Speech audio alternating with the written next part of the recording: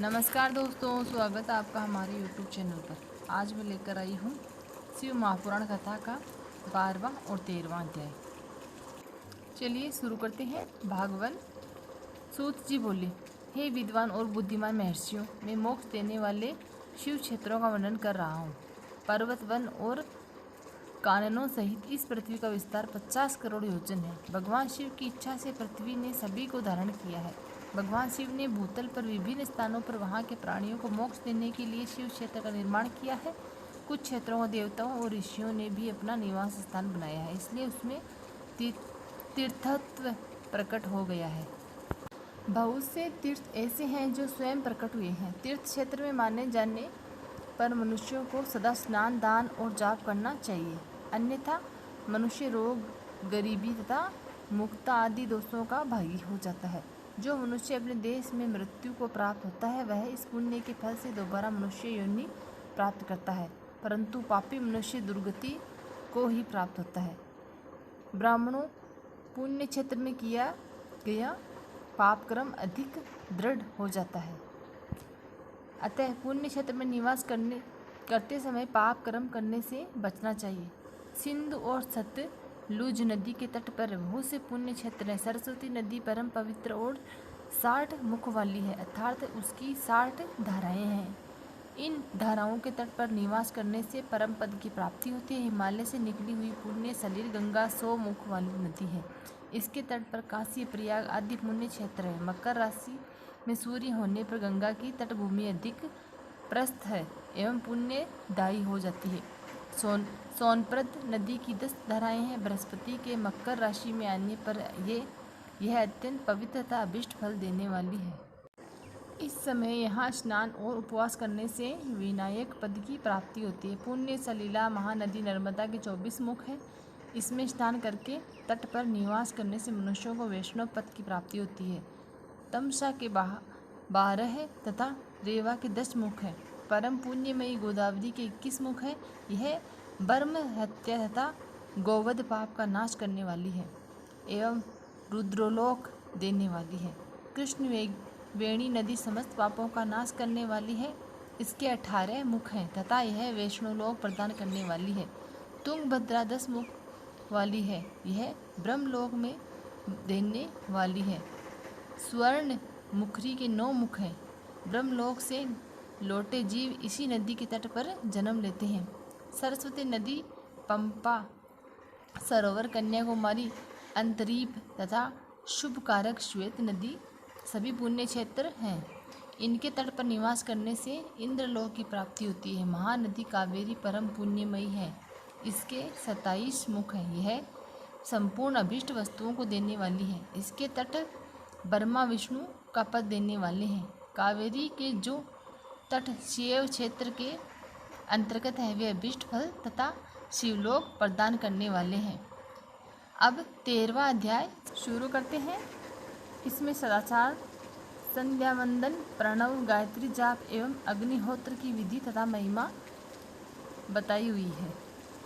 भाग 1। ऋषियों ने कहा, सुत जी, आप हमें वह सदाचार सुनाइए जिससे विद्वान पुरुष पुण्य लोकों पर विजय पाता है। स्वर्ग प्रदान करने वाले धर्ममय तथा नरक का कष्ट देने वाले धर्ममय आचारों का वर्णन कीजिए। सुत जी बोले, सदाचार का पालन करने वाला मनुष्य ही ब्राह्मण कहलाने का अधिकार रखता है। वेदों के अनुसार आचार का पालन करने वाले एवं वेद के अभ्यासी ब्राह्मण को विप्र कहते हैं। सदाचार, वेदाचार तथा विद्या गुणों से युक्त होने पर उसे द्विज कहते हैं। वेदों का कम आचार तथा कम अध्ययन करने वाले एवं राजा के पुरोहित अथवा सेवक ब्राह्मण को क्षत्रिय ब्राह्मण कहते हैं। जो ब्राह्मण कृषि या वाणिज्य कर्म करने वाला है तथा ब्राह्मणोचित आचार का भी पालन करता है, वह वैश्य ब्राह्मण है तथा स्वयं खेत जोतने वाला शूद्र ब्राह्मण कहलाता है। जो दूसरों के दोष देखने वाला तथा परद्रोही है, उसे चंडाल द्विज कहते हैं। क्षत्रियों में जो पृथ्वी का पालन करता है, वह राजा है तथा अन्य मनुष्य राजत्वहीन क्षत्रिय माने जाते हैं। जो धान्य आदि वस्तुओं का क्रय विक्रय करता है, वह वैश्य कहलाता है। दूसरों को वणिक कहते हैं। जो ब्राह्मणों, क्षत्रियों और वैश्यों की सेवा में लगा रहता है, क्षुद्र कहलाता है। जो क्षुद्र हल जोतता है, उसे वृश्यल समझना चाहिए।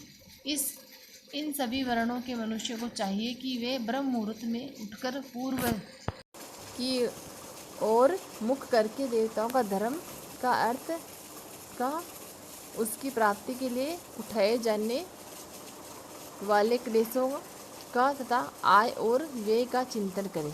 रात के अंतिम प्रहर के मध्य भाग में मनुष्य को उठकर मल मूत्र त्याग करना चाहिए। घर से बाहर शरीर को ढककर जाकर उत्तराभिमुख होकर मलमूत्र त्याग करें। जल, अग्नि, ब्राह्मण तथा देवताओं का स्थान बचाकर बैठे।